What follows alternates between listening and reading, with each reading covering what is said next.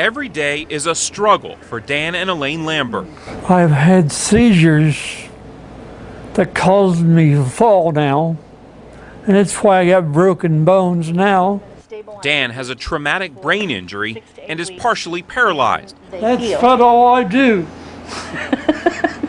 He was struck by a train while working for the railroad.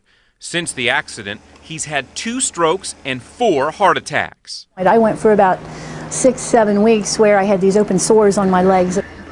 Elaine suffers from a disease that causes painful sores and swelling in her legs and has bouts of severe depression.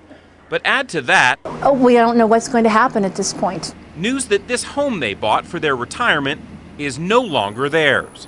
The Heritage Hills Homeowners Association sold it because the Lamberts did not pay $380 in HOA fees. The first that I knew that the house had been sold was when the officer of the court appeared at my door. With their belongings already packed after getting an eviction notice from the new owner, Dan and Elaine each take some of the blame.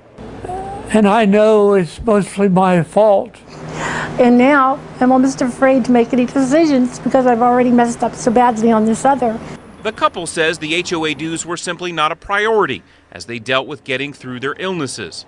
They say certified letters from the HOA's attorney went unopened or thrown out because they thought it was junk mail. Still, they think the HOA has gone too far. There's no way in hell this association should do this to retired people or disabled people. Homeowners associations usually don't do this. If you don't pay your dues, the association usually slaps a lien on your house. That way you have to pay up before you can sell it.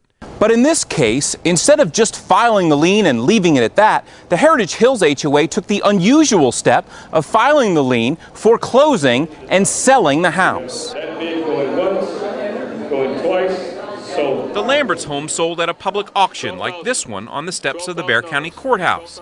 The house is valued at $156,000, but the attorney for the HOA sold it for only $2,200. That is the amount the Lamberts owed after late fees, attorney's fees, and interest were added. I'm not kicking anybody out of their house. What I'm doing is holding them to the obligation that they accepted when they bought the property. Tom Newton is the HOA attorney who sold the Lamberts' home. You feel comfortable kicking a disabled family out of their home for a few $100s in HOA fees? I feel comfortable in taking those steps necessary to enforce my client's legal rights. And if that means that ultimately somebody may go through this foreclosure process, it's unfortunate, but it's a consequence of their own making. During all of this, no one with the HOA or their attorney ever called the Lamberts or even showed up here at their house. They never simply walked up, knocked on the door, and talked to them to find out why they were not paying their HOA fees. But don't you think if you're going to take their home away, you should at least go talk to them face to face? No, I don't. I don't. And I'll tell you, there are some people out there who have whatever sort of issues they have. They become violent when you approach them about their shortcomings or their failure to abide by their obligations. And I think it's a dangerous situation. The Lamberts say they're not dangerous or violent. They're just surprised that a homeowners association can go so far because they owe so little. I feel like I'm back in the Old West and somebody has taken over my home. You know, they just didn't use a gun and on a horse. They did it through a legal system in the U.S. mail.